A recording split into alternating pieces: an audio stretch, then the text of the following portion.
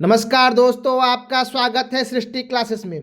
UPPSC RO ARO परीक्षा के लिए हिंदी प्रैक्टिस सेट का हम ये वीडियो लेके आए हैं। महत्वपूर्ण प्रश्नों को इस वीडियो में हम लेके आए हैं, प्रीवियस ईयर प्रश्नों को, इसलिए आप लोग वीडियो में लास्ट तक बने रहिए। वीडियो को लाइक करिए, चैनल को सब्सक्राइब करिए। चलिए देखते हैं क्वेश्चन नंबर 1। क्वेश्चन नंबर 1 है, बिना पढ़ाई के परीक्षा में पास होना का सही मुहावरा क्या है? बिना पढ़ाई के परीक्षा में पास होना का सही मुहावरा क्या है? ऑप्शन ए दीवार पर चढ़ना, ऑप्शन बी खजाना लुटाना, ऑप्शन सी अंधे के हाथ बटेर लगना, ऑप्शन डी आसमान सिर पर उठाना। देखिए क्वेश्चन नंबर 1 का जो सही विकल्प होगा, विकल्प नंबर सी अंधे के हाथ बटेर लगना। इसका मतलब होता है बिना सब मेहनत के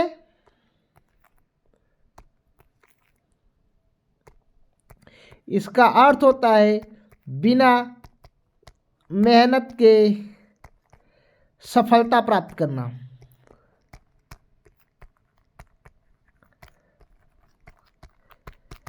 ये महत्वपूर्ण मुहावरा परीक्षा के दृष्टिकोण से अंधे के हाथ बटेर लगना, यानी क्वेश्चन नंबर 1 का सही विकल्प विकल्प नंबर सी। क्वेश्चन नंबर 2, अन्यथा में कौन सा उपसर्ग है? ऑप्शन ए अन, ऑप्शन बी अ, ऑप्शन सी अन्य, ऑप्शन डी थ। अन्यथा में अन उपसर्ग है। अन उपसर्ग, अन का मतलब होता है बिना या विपरीत, ठीक है। यानी अन्यथा में अन उपसर्ग है, यानी option number A. Question number 2 का सही विकल्प option number A. Question number 3 देखते हैं, शुभ का विलोम शब्द क्या है? अशुभ, अच्छा, बुरा, अकल्याण। शुभ का विलोम शब्द क्या है? शुभ का विलोम होगा अशुभ। शुभ का अर्थ होता है मंगल और अशुभ का होता है अमंगल। यानी शुभ का विलोम शब्द क्या हो जाएगा? शुभ का विलोम शब्द अशुभ, ऑप्शन नंबर ए। अच्छा का विलोम बुरा, बुरा का विलोम अच्छा, अकल्याण का विलोम कल्याण, ठीक है। यानी क्वेश्चन नंबर 3 का सही विकल्प विकल्प नंबर ए। क्वेश्चन नंबर 4, सफाई का तत्सम शब्द क्या है? शुद्धि, स्वच्छ, स्वच्छता, स्वच्छंद। सफाई का जो तत्सम रूप है वो होगा शुद्धि। शुद्धि संस्कृत शब्द है, शुद्धि संस्कृत शब्द है, इसी से बना है सफाई। सफाई मतलब साफ सुथरा, स्वच्छता स्वच्छता, स्वच्छ स्वच्छता स्वच्छंद, यानी इस सफाई का तत्सम रूप शुद्धि, option number A. Question number 5, पुस्तक में कौन सा कारक है? ऑप्शन ए कर्ता कारक, ऑप्शन बी अपादान कारक, ऑप्शन सी कर्म कारक, ऑप्शन डी संप्रदान कारक। पुस्तक में कर्म कारक है। पुस्तक में कर्म कारक, कर्म कारक यानी क्रिया जब किसी वस्तु पर केंद्रित हो तो कर्म कारक कहते हैं।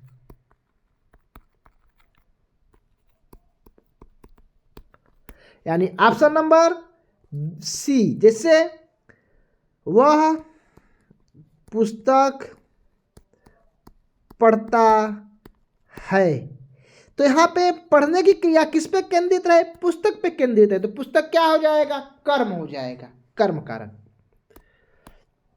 क्वेश्चन नंबर 6, विद्यालय शब्द में कौन सी संधि है? ऑप्शन ए गुण संधि, ऑप्शन बी दीर्घ संधि, ऑप्शन सी यड़ संधि, ऑप्शन डी स्वर संधि। देखिए विद्यालय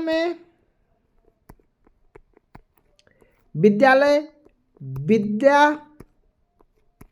धन आलय से विद्याधन आलय, इसका संधि विच्छेद होगा जिसमें आ धन आ दो स्वर और दीर्घ स्वर मिल रहे हैं, इसलिए यह संधि क्या हो जाएगी, दीर्घ संधि। दीर्घ संधि यानी क्वेश्चन नंबर 6 का सही विकल्प नंबर बी दीर्घ संधि।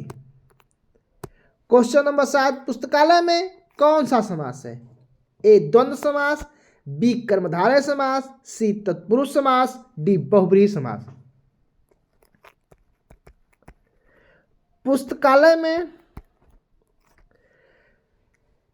पुस्तकालय में तत्पुरुष समास, कौन सा समास? तत्पुरुष समास। किसका आलय? पुस्तक का आलय यानी पुस्तक का घर।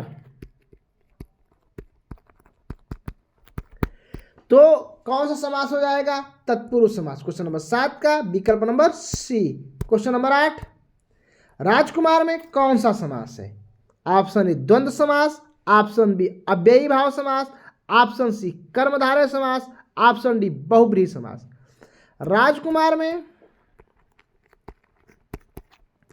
राजकुमार का मतलब राजा का पुत्र, ठीक है, राजा का पुत्र यानी ये इसकी विशेषता क्या है कि राजा यानी राजा का पुत्र यानी विशेषण और विशेष का संबंध है, और विशेषण और विशेष के संबंध में कर्मधारय समास होता है, यानी option number C. Question number 9 गृहपति में कौन सी संधि है? ऑप्शन ए गुण संधि, ऑप्शन बी दीर्घ संधि, ऑप्शन सी यड़ संधि, ऑप्शन डी अयाद संधि।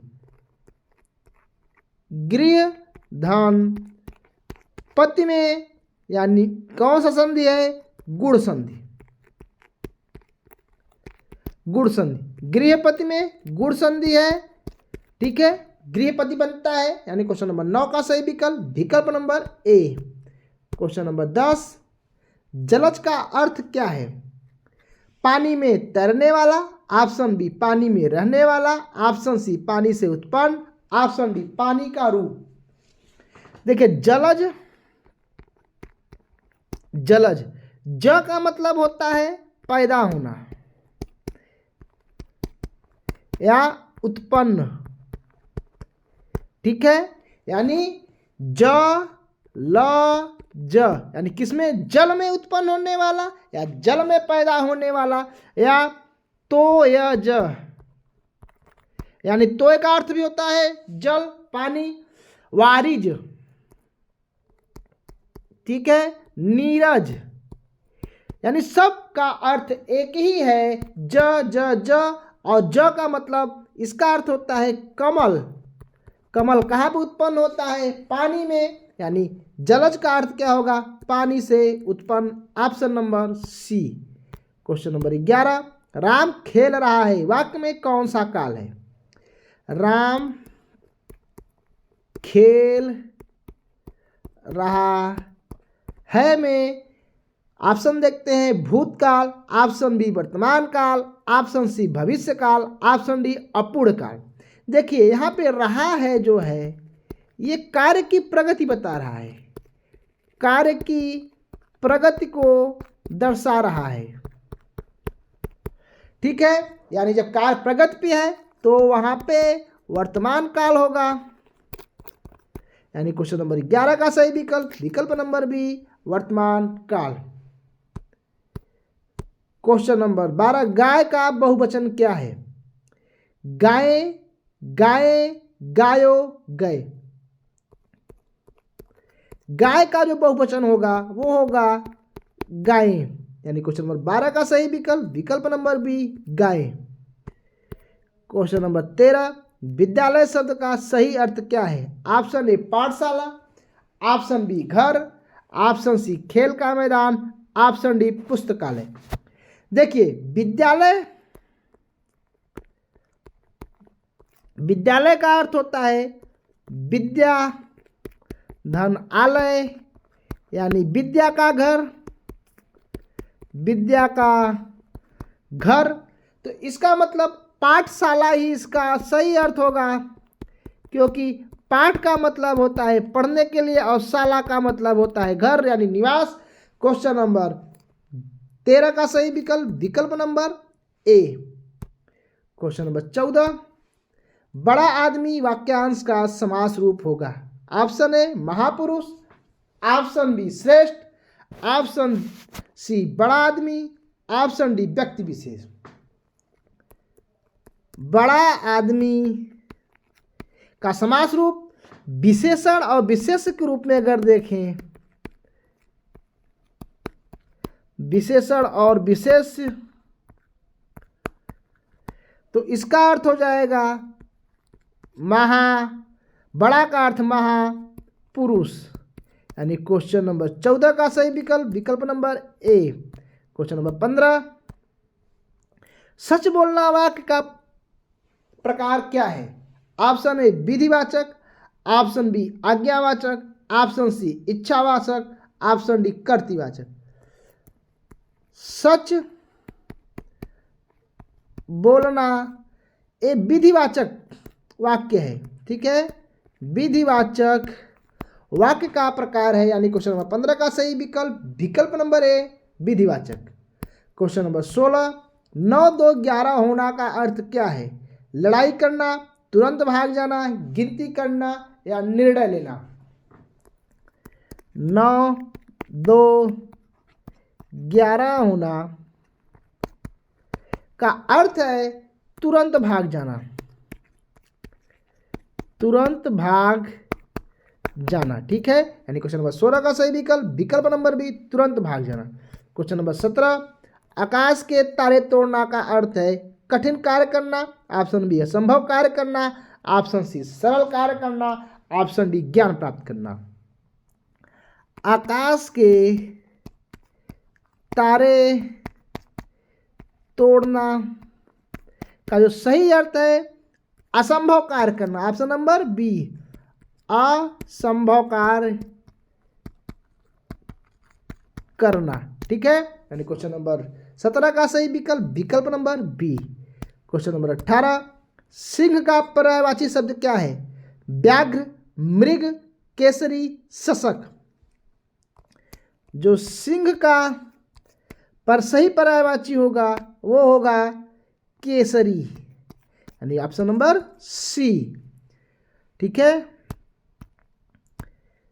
क्वेश्चन नंबर 19, जल का तद्भव शब्द क्या है। ऑप्शन ए पानी, ऑप्शन बी तोय, ऑप्शन सी नीर, ऑप्शन डी बारी। जो जल का तद्भव शब्द क्या है वो होगा पानी, ठीक है। Option number A. Question number 19 का सही विकल्प नंबर ए। क्वेश्चन नंबर 20, इस वीडियो का अंतिम प्रश्न, अकर्मक क्रिया का सही उदाहरण कौन सा है। राम ने खाना खाया, सूरज उगता है, ऑप्शन सी मैंने पुस्तक पढ़ी, ऑप्शन डी मोहन ने गाना गाया। पहले देखते हैं अकर्मक क्रिया क्या है।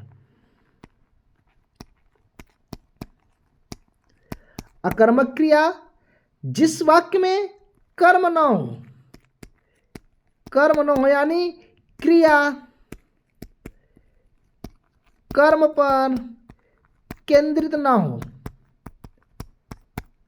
ठीक है, तो उसको अकर्मक क्रिया बोलते हैं। यानी कर्म पे केंद्रित क्रिया ना हो तो उसे अकर्मक क्रिया बोलते हैं। तो राम ने खाना खाया, तो यहाँ खाना यहाँ पे भी कर्म है। मैंने पुस्तक पढ़ी तो पुस्तक भी कर्म है। मोहन ने गाना गाया तो यहाँ भी कर्म है, लेकिन सूरज उगता है यहाँ पे कोई कर्म नहीं है। तो क्वेश्चन नंबर 20 का सही विकल्प नंबर बी। ये रहे 20 महत्वपूर्ण प्रश्न जो परीक्षा के दृष्टिकोण से काफी इंपॉर्टेंट है। विस्तृत व्याख्या, सटीक व्याख्या, सभी प्रश्नों की विश्लेषण के साथ हम ये वीडियो लेके आए हैं, आगे भी वीडियो लेके आते रहेंगे। इसलिए आप लोग हमसे जुड़े रहिए, वीडियो को लाइक करिए, चैनल को सब्सक्राइब करिए।